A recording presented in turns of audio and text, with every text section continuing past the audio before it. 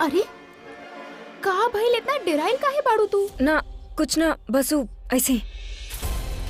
कहीं तू फिर से कुछ ऐसन वैसन तो ना कइलू? कम ऑन आलिया, हम कोनो पागल ना हई जे तहर बना कइला के बाद भी कुछ करब।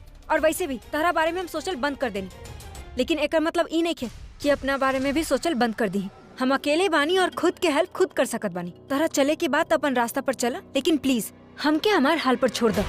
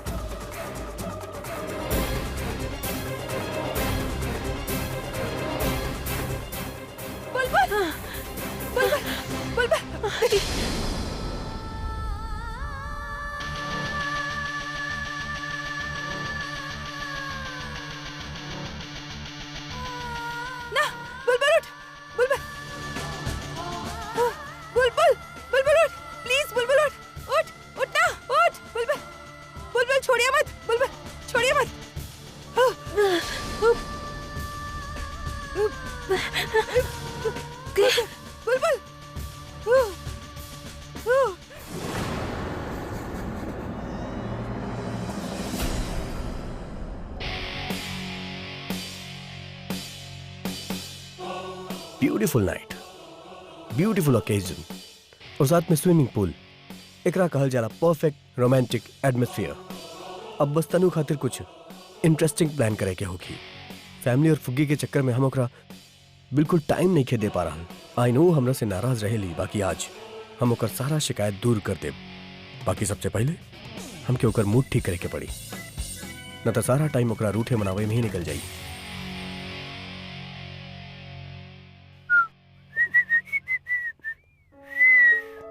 ए फुग्गी, कितना बार ड्रामा बाज बाड़ू ना तू कहेलू कि तोरा पानी में तैरे नहीं खियावत, तो पानी में मजा काहे लेत बाड़ू तू? का बुलबुल, तू एक नाम 5 बार काहे लेता रू? तू सच में डूबता रू? ए फुग्गी फुग्गी,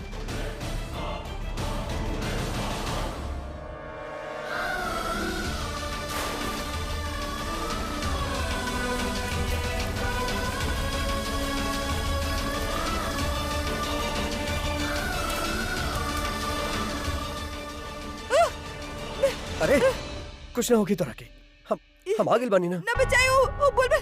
चला, जब तोरा तेरे नहीं किया तो पानी में का करत रहलू? बुलबुल बुलबुल के का कर रहल बाड़ू तू? हम तोरा बचा रहल बानी और तू हमके मारे की कोशिश कर रहल बाड़ू। गलती हमार बानी, जब हम खुद मरे तहरा पास आ गई नी। तू यहाँ करत का रहलू? बुलबुल के बचाव आए रहे, वो डूबत रहे। अरे चुप, खुद के पता नहीं कि दूसरे के बचावता रू। अगर आप हमरा जगह होती और बुलबुल की जगह आलिया होगी तो ओके डूबे देती का? इमोशनल करता रू का? हाँ। It worked. चला।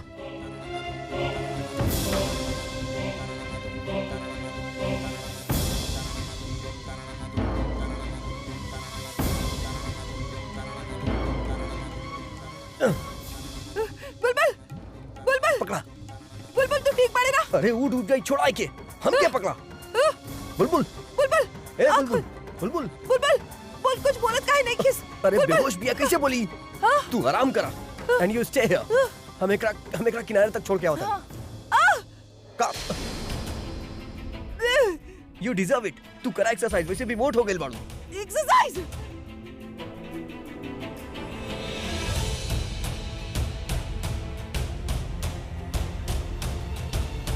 बुलबुल बुलबुल तू ठीक पड़े ना?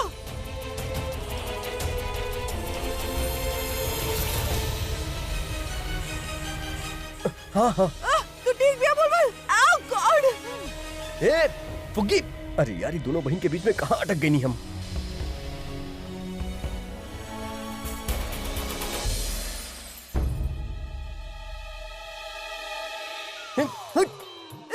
अब हमके पता चला कि दोबारा दुबई के नाटक तू किस खातिर करत रहलू?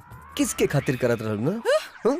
अरे किस करे के ऐसे अच्छा बहाना नहीं के मिलल तोरा के? ना ना ना ना, हम तो आपके मदद करे की कोशिश करत रही। पता बा हमके बचावे खातिर ना तेरा बेवरी अवार्ड मिले के चाहिए। 26 जनवरी के तरह हाथी पे बिठा के मुंह पे पंच मारब हम। खुद के तो हेल्प नहीं कर सकत, दूसर के हेल्प करे चलल बाड़ी। कोनो लड़े की जगह आपके पता करीब से देखनी हो। हमसे भी ज्यादा करीब से। हाँ। तारा कहाँ बा? ये तो बा। ई शो पीस बा। हम तार दूरबीन के बात कर रहल बानी। दूरबीन? चश्मा? हाँ सच पानी में हमने क्या बात बानी? तू लेके आई बू? हाँ। जा। अब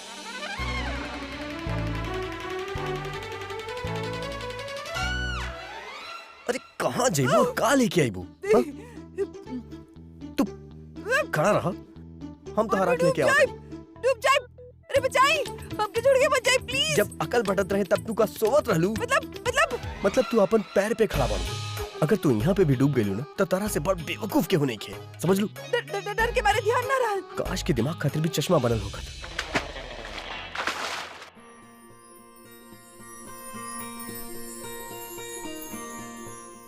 कहाँ गई नी? संभल के। हम आई बचावे।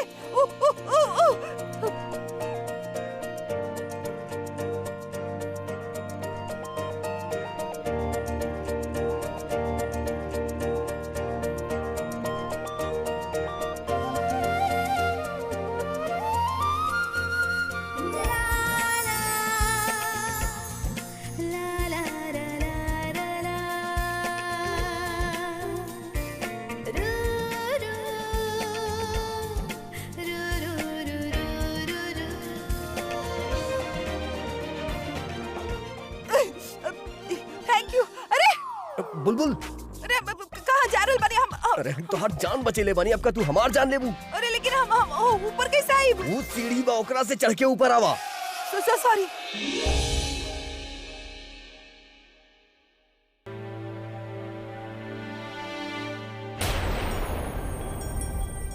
बुलबुल बुलबुल तू ठीक था बाड़ू?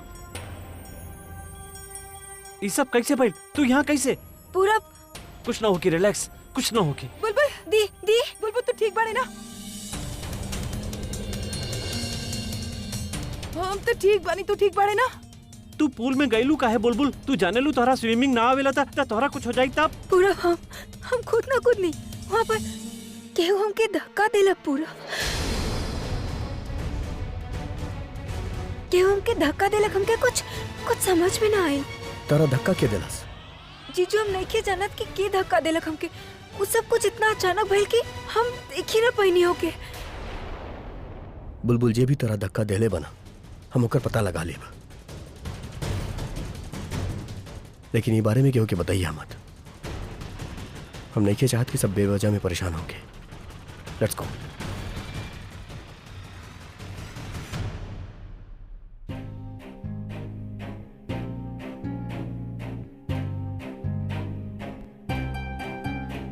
सुना? यस सर। तू उहे हवा ना जेकरा पूल साइड निगरानी खातिर कहले रहले? जी सर। तू देखला का वहाँ केहू के जात? हाँ सर, तनु मैडम गई रहनी उतर। तू रोकला काहे ना? पूछला ना काहे कि का काम रहे? जी वो कहले रहे कि हम गेस्ट के सर्व करी ना तो अभी सर नाराज हो जाइए। तू जा। ओके सर।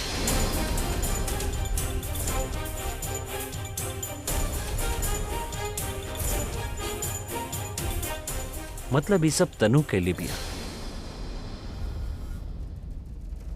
तू समझे लू का आपने आप क्या लिया?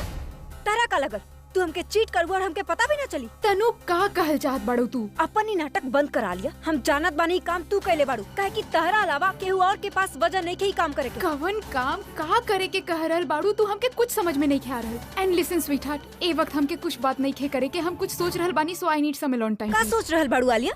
कहीं तू पूरब और बुलबुल के हनीमून के प्लान तो नहीं बना रहल? या फिर ई सोच रहल बाड़ू कि उनकर पहला बच्चा लड़की होगी कि लड़का? या फिर उनकर नाम भी सोच ले लू? Shut up Tanu. No I will not. हम चुप न रह आलिया काहे कि हम जानत बानी कि बुलबुल के स्विमिंग पूल में तू धक्का देलू और हम सिर्फ तहार मुंह से सुनल चाहत बानी। कम ऑन आलिया, बताओ तू धक्का देलू कि ना? बोला आलिया, तू ही कैलू हा कि ना?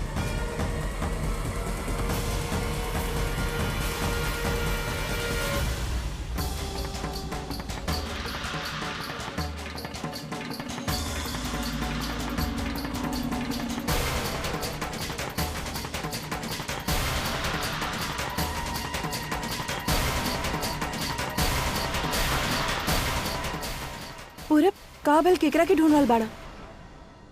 ओके जी बुलबुल के पुल में धक्का देलक प्रज्ञा दी। के? तन्नू। तनु? तू खुद देख लो के धक्का मारत। प्रज्ञा दी हम खुद तो न देख ली, बाकी हमके ओकरा पे पूरा सकबा। आपके याद पा जब हमने बुलबुल से बात करत रही, वो टाइम हम तनु के वहाँ देख ले रही, हम ओकरा पास गए नहीं, बाकी वो पता ना कहाँ चल गई। हम वेटर से भी बात कही नहीं, उसे पूछने की वहाँ पर केहू के जात देखला और प्रज्ञा दी वो तनु के वहाँ पर देख ले रहे। हमने के आवे से पहले तनु वहाँ पर रहे। प्रज्ञा दी हमो के छोड़ा और ना। ए वक्त बुलबुल बहुत घबरायल बिया, तरह ओके साथ रहो के चाहिए। हम तनु से बात करत बानी। प्रज्ञा दी please.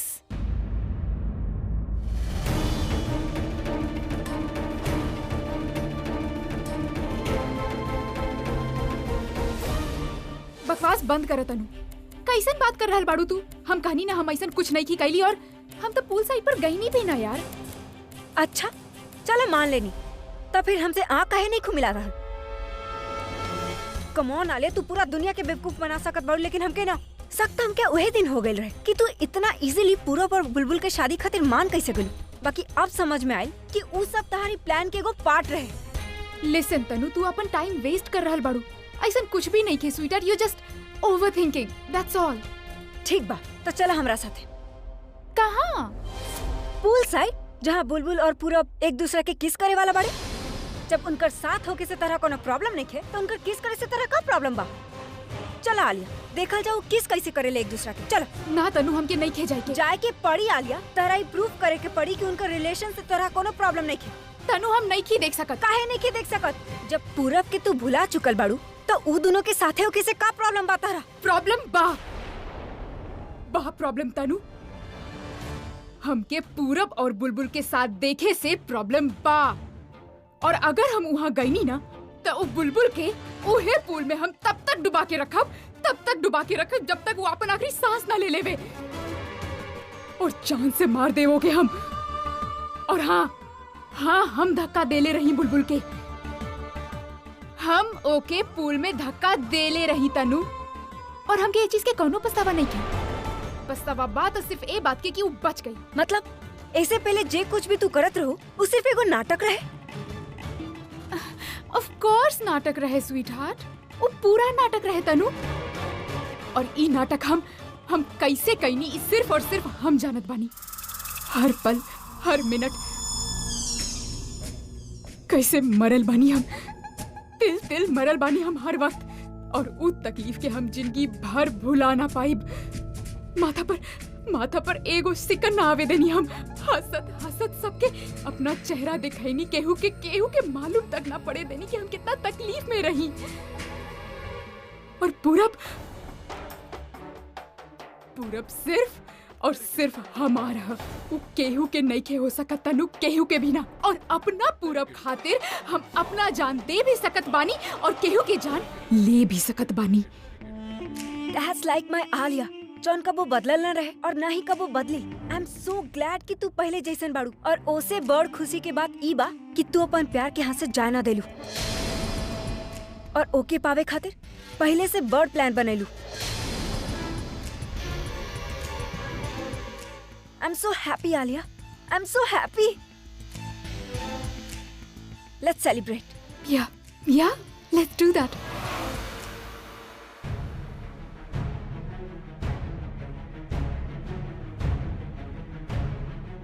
Excuse me. Yes ma'am. आप एगो लड़की की देखनी हो, पीच कलर के लॉन्ग ड्रेस में रहे, कर्ली बाल एक तरफ के रहे, गोर बिया, बहुत गोर बिया। यस मैम, ऐसा एगो लड़की आइल रहे अभी, यही कॉरिडोर के फर्स्ट रूम में गई पड़ी। Thank you so much. Welcome ma'am. यह बिल्कुल ठीक बहुत कहनी। अच्छा लागल। चलिए अब हम लोग निकलत बानी, बहुत देर हो गई बा। लो जी, हीरो काके साथे बुलबुल भी पराया हो गई। शादी के बाद आपकी एगो और जिम्मेदारी खत्म। कहत आप बिल्कुल ठीक रहल बानी बहन जी, लेकिन बुलबुल के ओ घर से जाए के बाद जौन टेंशन आवे वाला बाना, ओकर आपके कौनो आइडिया नहीं के। हे भगवान, कैसन टेंशन? हाँ ठीक कह रहल बानी। भाई प्रज्ञा के शादी के बाद हमार घर में के हंसावत रहे? बुलबुल। हमार और सरला के बीच में जब झगड़ा होत रहे तो ओके के संभालत रहे? बुलबुल। अब बुलबुल के गईला के बाद सरला तो हाय बुलबुल करके हमार सर ही खा जाई है। हम बानी ना, हम आपके बुलबुल के याद बिल्कुल ना आवे देव। हम आप दोनों के तंग भी करब और आपके हंसाई भी। बिल्कुल ठीक बच्ची जी। जानकी सुनला अपन औलाद के बात। हाँ सुन रहल बानी। एके कहे के मतलब ई बा कि हमनी ऐसे जल्दी से तंग हो जाए और जल्दी एकर शादी कर दी। हमके नहीं के करे के कोनो शादी वादी। ओ तो के नहीं के करे के शादी। हमार प्रज्ञा और बुलबुल भी इहे कहल करत रही। अरे हर लड़की इहे कहेले और जब लड़की कहे लागे तो एकर मतलब ई होखेला शादी के वक्त आ गई बा। जी अब छोड़ी ये सब बात।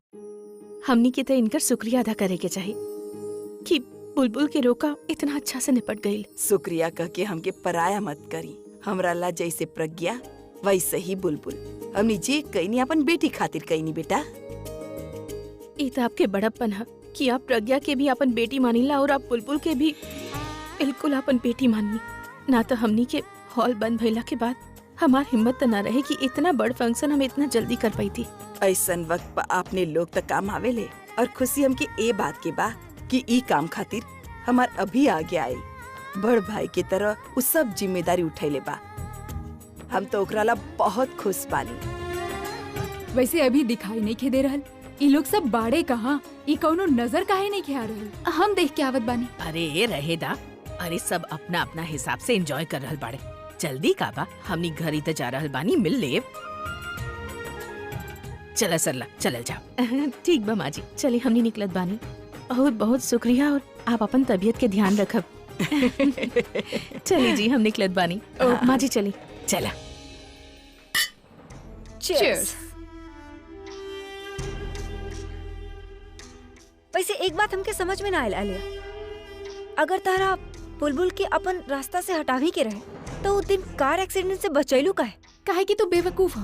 बेवकूफ या तू वो प्लान बिना कोनो सोच के, बिना कोनो प्लानिंग के बनेले रहो। तू ई ना सोचलू कि तू हमार मदद करे चलल रहू, लेकिन एट द एंड तू खुद कितना बड़ मुसीबत में फंस जाती। हम कुछ समझ ली ना। स्वीट हार्ट, वो एक्सीडेंट के बाद जब वो ड्राइवर पकड़ल जाए तो सबसे पहले तहार नाम लिहित और फिर का हो कि तू अच्छा से जानत बाड़ू और तू भुला रहल बाड़ू कि पूरब और बुलबुल साथे में रही तो ओके कुछ ना होके दिहित। और अगर ऐसन हालात में वो बुलबुल के बचा ली तो वो दोनों एक दूसरा के और भी क्लोज आ जात ना। हाँ बाकी ई सब में तू अपन लाइफ पर रिस्क काहे ले लू? अगर तारा कुछ हो जाए तब? मरता हम बहुत पहले गईल रही तनु, जब पूरब खातिर अपन जान देवे चलल रही। लेकिन अब वो गलती हम दोबारा ना करब और ओकर सामने अपन जान पर ई रिस्क देल तो बहुत छोट बात बा। बहुत बड़ गलती करत रही हम तनु। दुश्मन बन के अपन बदला लेवे चलल रही। That was not the right approach. Actually Tanu अब तो हम दोस्त बन के अपन बदला लेब। का प्लान बनेले बाड़ू? बाकी ई सब के आइडिया कब आइल? जब हम सुसाइड करे के कोशिश कैले रही न तनु, तब हमके लागल रहे कि भाई वो दोनों बहन से नफरत करी है, उनके कबो माफ ना करी है और पूरब हमके फिर से प्यार करे। लेकिन ऐसा कुछ भइल ना, जे कुछ भी भइल एकदम उल्टा भइल। आई वाज सो हर्ट कि जैसे हम जी के मरी केहू के कोनो फर्के नहीं खे पड़त। सब लोग के लागत रहे कि हम गलत बानी और जोन ऊ लोग सोच रहल बा वो एकदम सही। हम तबे डिसाइड कर ले रही कि हम अपन ए सैक्रिफाइस के वेस्ट ना जाए देब। अब हम उहे करब जौन हम कईल चाहत बानी।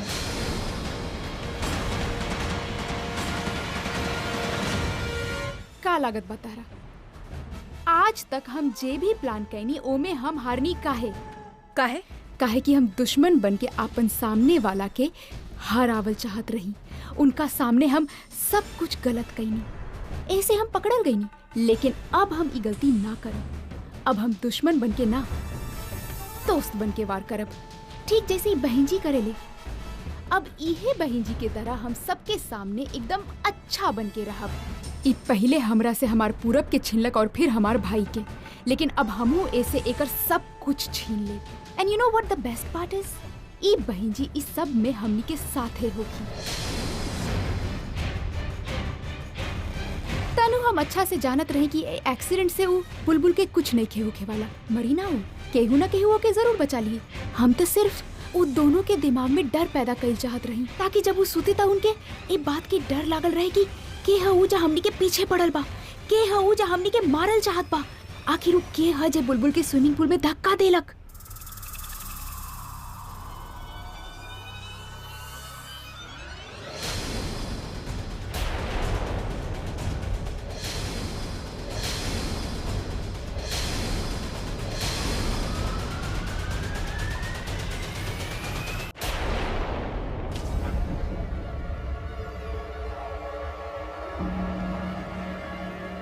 हमके पता बा बुलबुल के धक्का के मरला था।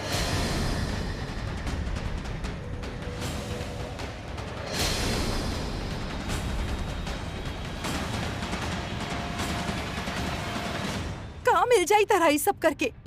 बुलबुल का बिगड़ले बिया तार काहे पड़ल बाड़ू होकर जान के पीछे? का कह रहल बानी आप? के धक्का देलक, के मारल चाहत बा बुलबुल के? अली अगर तू सुनबू तो शायद यकीन ना करबू।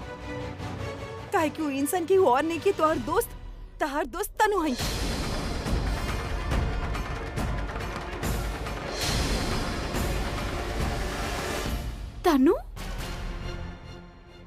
तनु ऐसन काहे करी? तहराला काहे कि एके अब तक यकीन नहीं कि तू बदल चुकल बाड़ू, कि तू खुद ई शादी करवावल चाहत बाड़ू, तू खुद पूरब और बुलबुल के मिलवावल चाहत बाड़ू। तेरा का लागत बा ताहार ए हरकत के बारे में क्यों के पता न चली? तू दोसर के खिलाफ प्लानिंग कर सकत बाड़ू, स्कीमिंग कर सकत बाड़ू, आपन भला खातिर दोसर के बुरा चाह सकत बाड़ू, लेकिन केहू के जान ले सकत बाड़ू ये हमकी ना पता रहे। अली तहार दोस्त कहलाए के लायक ही नहीं खे। Just shut up. तहार बहन के साथे बुरा भइले कर मतलब ई नहीं खे कि तू केहू के भी ब्लेम कर। और प्रूफ का बा तहरा पास? प्रूफ अगर होती हमरा पास न तो आज तू यहाँ ना खड़ा होतू, जेल में होतू और तरा ऊपर अटेम्प्ट टू मर्डर के केस होखित। अपनी फालतू के बात ना बंद करो। और हम बुलबुल के स्विमिंग पूल में धक्का काहे देब? हमार नौकर साथे कोनो दोस्ती नहीं कोनो दुश्मनी, हम काहे धक्का देब? काहे कि तू चाहत नहीं खूब। हम के बात करे दी तनु, हमके विश्वास नहीं के हो रहल कि तू ई सब कइलू। आखिर काहे कइलू तू ई सब? हमार फ्रेंड होके तू भाभी के बहन बुलबुल के साथे ऐसन कइलू। हम तक कबो सोच भी नहीं की सकत कि तू ऐसन कुछ कर सकत बाड़ू।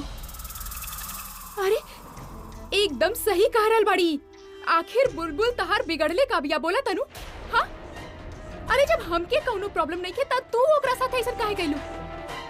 Why don't you accept it कि हमके पूरब और बुलबुल के रिश्ता से कौनो प्रॉब्लम नहीं थे? Come on तनु, तू ऐसा कर भी कैसे सकत बाड़ू, ऐसा सोच भी कैसे सकत बाड़ू? हमके तो तहरा अपन दोस्त कहीं में भी शर्म आ रहल बा। तू एगो बात बतावा, तू जानत बाड़ू बुलबुल के हा? भाई छोट बहन जैसन माने ले ओके, पूरा प्यार करेला उसे। She is like a family member to us. और हमके तो ऐसा लागत बा कि जैसे तारा में इंसानियत बचले नहीं खे, और जेकरा में इंसानियत नहीं खे ओकरा साथे कौनो रिश्ता नहीं खे। ना फालिया, हम कहनी ना हम ऐसा कुछ भी नहीं खे कइले। ये ऐसे नहीं खे माने वाली। हमके पुलिस के फोन लगावे के ही ना आलिया हमनी की पुलिस की बखत खबर ना करे के चाहे, काहे कि हमके सिर्फ सक बात अनुपा भूला में ती तार दोस्त है। अरे दोस्त ये तक का करी हम? दोस्त ये एकर मतलब कुछ हो करी का? घर के कोनो सदस्य के ऐसे पानी में फेंक दिया और अगर बुलबुल के कुछ हो जाए तब? ई गलती कइले बिया त एके सजा भी मिले के चाहिए। And I am sorry Pragya भाभी, हम जानत बानी आपके दिल बहुत बड़ा और आप लोग के बहुत आसानी से माफ कर दिला, लेकिन I am not like you. हम आपके जैसे ना ही। एकर गलती के सजा मिले के चाहिए। So I am gonna call the police. ठीक बा, अगर तारा सच में लागत बा कि हम ई सब कहने बानी तो बुलावा पुलिस के। अब हमू चाहत बानी कि सच सबे के सामने आवे ताकि ई तरह हमके केहू ब्लेम ना करे। लगा मत। पुलिस के बुलावे से तार कुछ ना बिगड़ी, लेकिन ए परिवार के इज्जत माटी में मिल जाई। अलिया प्लीज गुस्सा मत कर। गुस्सा में कोनो डिसीजन मत लो।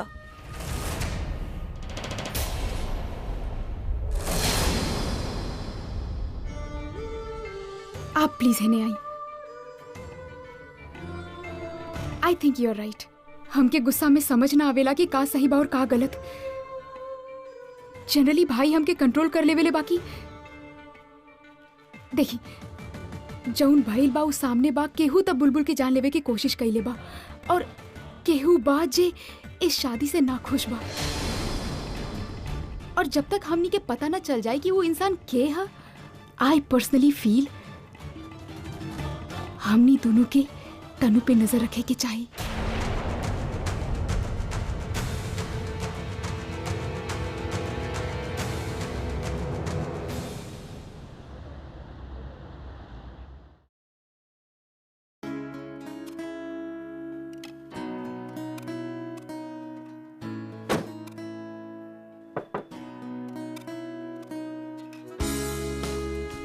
पूरा थोड़ा लेट हो चुकल बा, तू घरे जा, हम यहीं से चल जाए। Good night. एक second, thank you for the jacket. बुलबुल,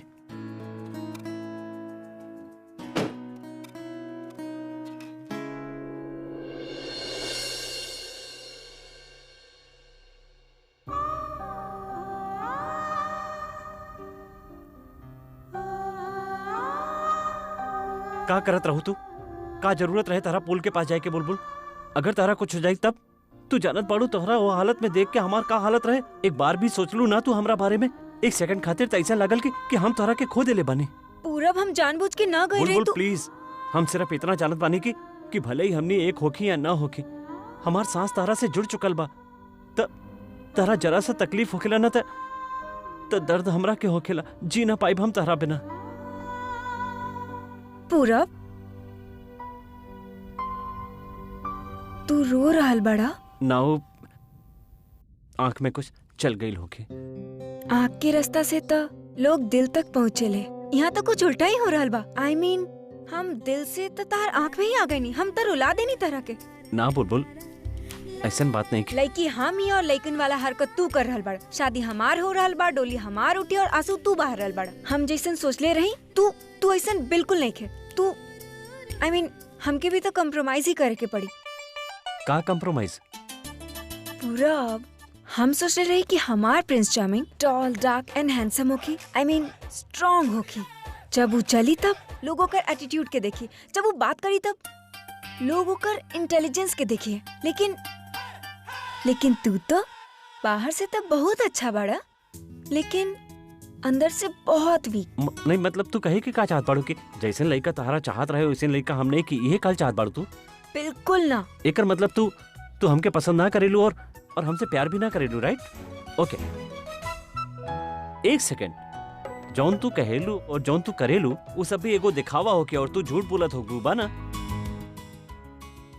और तू सर बात तरह से शादी करे खातिर, तरह से प्यार करे खातिर हमके अपने आप के चेंज करे के होके, राइट? ओके फाइन, हम करे खातिर तैयार बानी। I will become what ever you want. और हम अपन एक्सप्रेशन, अपन फीलिंग सब कुछ कंट्रोल करब और तारा सामने आज के बाद रोब भी ना। तू जैसन बोलबू वैसन बन के दिखाई। और पूरा रोआब का हमके, हम थोड़ा सा कुछ बोलिया तू तो शुरू ही हो गईला। लगी जब लग जाती है, हम जे कुछ भी बोलत रही ना, ये तो सब बस एगो ख्याली पुलाव रहे। एक्चुअली सच बात तो ई बा कि तरह जैसे हमके केहू मिलिए नहीं खे सकत। हम तरह से बहुत प्यार करीला पूरब। तरह में ना कोनो कमी नहीं खे।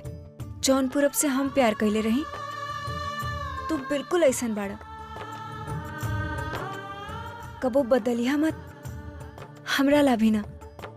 वैसे बुलबुल, हम सोचत रही हमरा बदल ही जाए के चाहिए। काहे ना हम टाल, डार्क, हैंडसम, डैशिंग आदि आदि तारा खातिर सब बने खातिर तैयार बने और ओकरा खातिर स्टिक बने खातिर भी तैयार बने। तू एगो बात बतावा, तू सवेरे कितना बजे उठेलू? 9 o'clock, 10 o'clock। काहे? तो काल से 6 बजे उठिया। काहे कि तू काल से हमरा साथे स्विमिंग क्लासेस जा रहल बाड़ू, दैट्स इट। ना पूरब, तू तो जानत बाड़ना हमके पानी से कितना डर लगेला। के बा बुलबुल, अब हम तोरा के लेके कोनो रिस्क नहीं के ले सकत, सो ई त करे के पड़ी। ना पूरब, हम ना आई। बुलबुल तारा आवे के पड़ी। हमने क्या रोल? तारा हमसे शादी करे के बा। तारा हमसे शादी नहीं की करे के?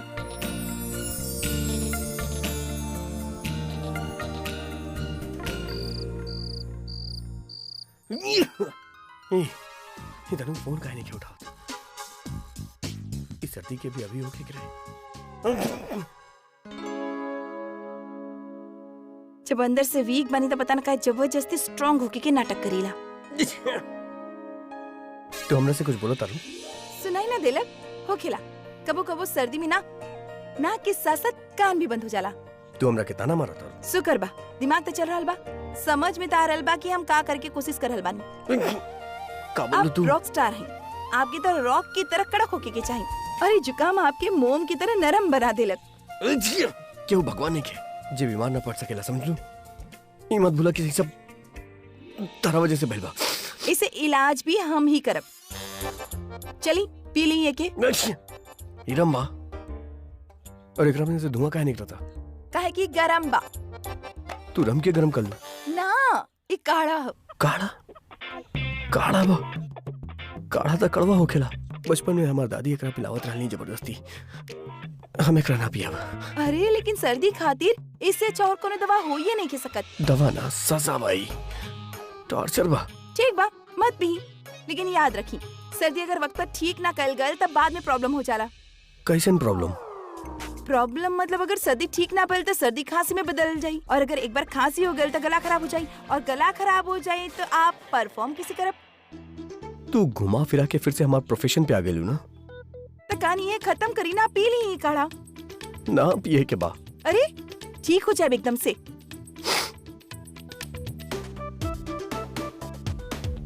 नाक काहे बंद करल बानी? काढ़ा नाक में न थोड़े घुस जाई।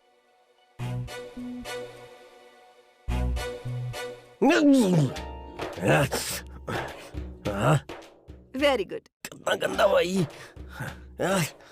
ऐसा लागत बा दिमाग के ऑपरेशन हो गइल बा। अभी इलाज खत्म नहीं के भइल।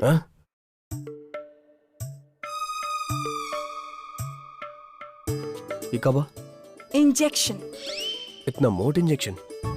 ड्रॉप। एकरा में का बा? सरसों के तेल। ऐसा हालत में तो हमके मसाज देबू? ये मसाज खातिर नहीं खे। तब फिर का सुंघावे खातिर बा? हाँ वो आपके नाक में डाले के। चलिए। हमके ना लेवे के बाई सब अपन नाक में। अरे पूरा तरह ठीक होके के बाकी ना? हमके आधा ठीक होके बा। अरे लेकिन ई ना डालब तो अब ठीक कैसे होगा? चली सिर्फ 2 बूंद। ये का पोलियो की इलाज बा?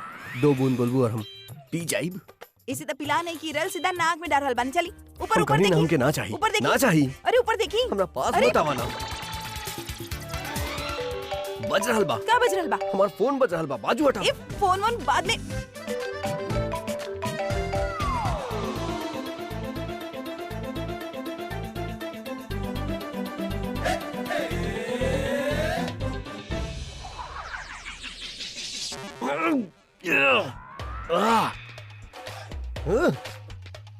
Feeling any better? You're welcome.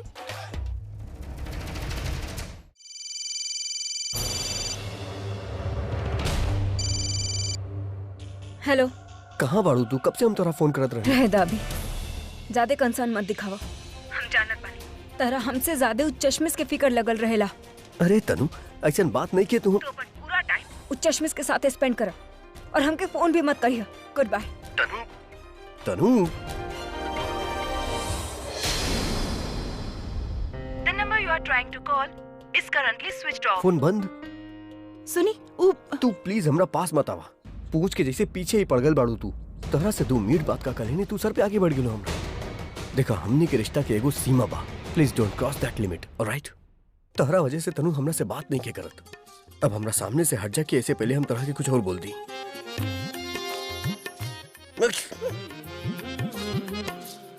जिंदगी ये सफर में कट रहा है रास्ता, जिंदगी ये सफर में कट रहा है रास्ता।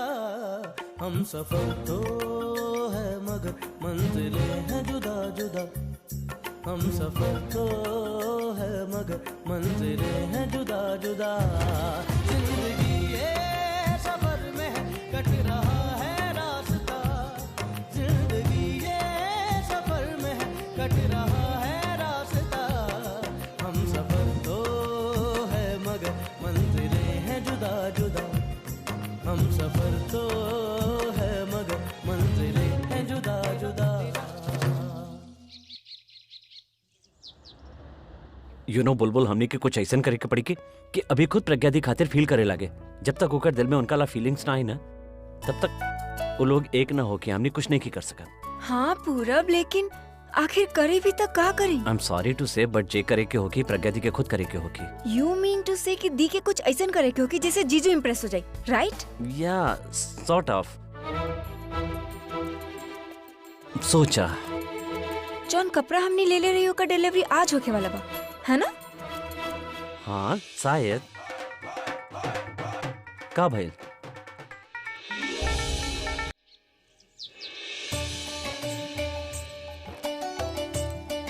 कैसन लागल आप लोग की ड्रेसेस? अच्छा लागल ना? या भाई इट्स वेरी नाइस। के सिलेक्ट कैलक? Bulbul. Bulbul you? It's very nice, हमके बहुत अच्छा लागल। You are welcome. अरे अभी तू तो बतावा, तू इनकर सगाई में का पहने वाला बाड़े? देखा, हमके दिखावे के जरूरत नहीं है, काहे की दासी हम जौन भी पहने ओकरा में हैंडसम ही लागो। हाँ ऑलराइट।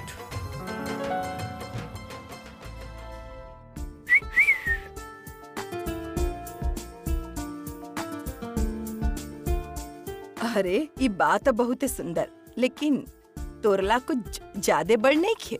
ई केकर सूट ले आइला? ओनर जोन ड्रेस देले हूँ हम ले नहीं। अगर तोहार ओनर साड़ी भेजी तक हम साड़ी पहन ले। अपन ओनर के यह वक्त यहाँ बुलावा। सर वो तो अभी आउट ऑफ स्टेशन तो जब वापस आए तो कह दिया कि सूट ठीक कर दे। सॉरी सर, वो 5 दिन के बाद ही आई हैं। लेकिन 3 दिन में तो एंगेजमेंट बा।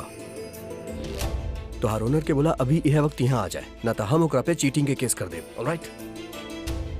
ओहो जीजू, आप इतना सा बात पे इतना हाइपर हो रहा बड़े। आपकी ड्रेस ना आज ही ठीक हो जाए। कैसे और के करी? प्रज्ञा दी।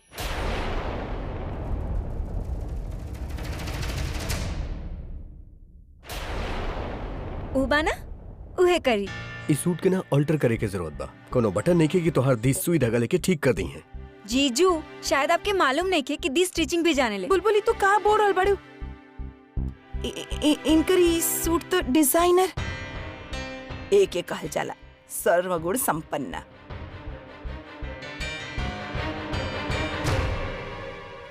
का भल बेटा, जाना ठीक कर दा।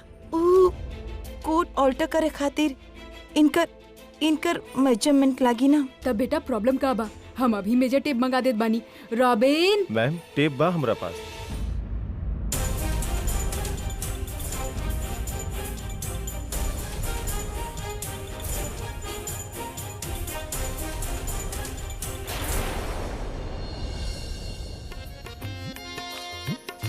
अब तू बूथ बन के काहे खड़ा बाड़े? नाप दे ना। हाँ प्रज्ञा, सही तरीका से अच्छा से नाप लेला।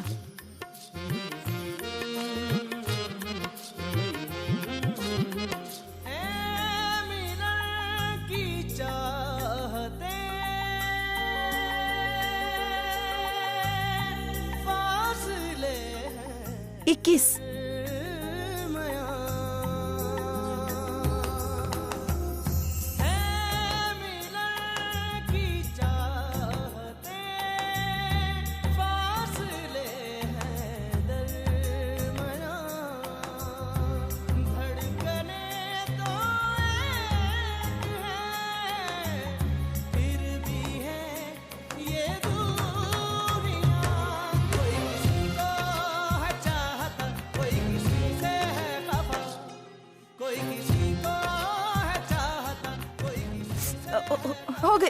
हो गई।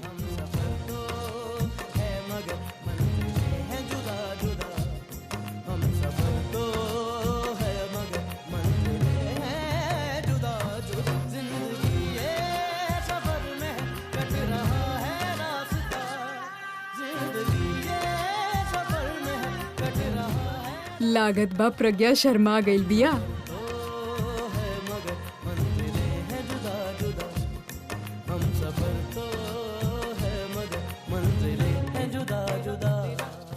Thank you so much bro. यदि आज तू ना होता तो पता ना कहोगे। तू हमरा के बहुत ज्यादा हेल्प कैले पड़ा तुझे। Thank you. सिर्फ आप लोगों के कहला पे हम अपन बॉस से झूठ बोल के ये एक्स्ट्रा लाश आज लाइल बनी। अभी सर के अगर पता चल गई और वो हमारे बॉस के कंप्लेन कर दी है तो हमारी नौकरी तो गई। ये बात सिर्फ हमने तीनों के पता बराई, और अगर हमने अभी के ना बताई तो ओके पता कैसे चले? राइट। लेकिन 2 दिल के मिलावे में तू हमने के हेल्प कैला। काम खत्म, अब तू जा यहाँ से। Bye bye bye bye tata. Yes, अब तो जीजू के दी से इम्प्रेस होके के ही पड़ी। अरे जीजू के छोड़ा आज तक, बाकी हमारी तरह से बहुत इम्प्रेस पाने। एक बात बतावा, ये तोहार दिमाग में आइडियाज कहाँ से आवेला, बतावा हमके। देखो दिमाग बा तो अच्छा आइडियाज भी आई।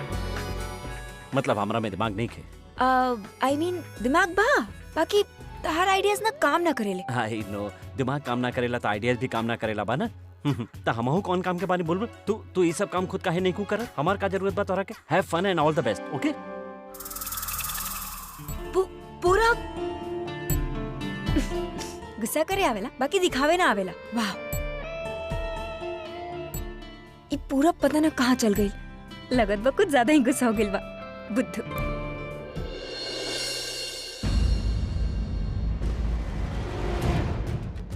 ई जे तू कल चाहत बाड़ू ना, वो हम होखे ना देब।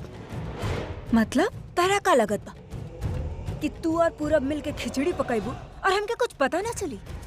प्रज्ञा तहार शादी करवा रहल बिया और तू प्रज्ञा की शादी बचा रहल बाड़ू। वाह, काहे ना करी हम तनु? हमार दी है यू और अभी हमार प्यार है। हम उ दोनों के एक न होके देब।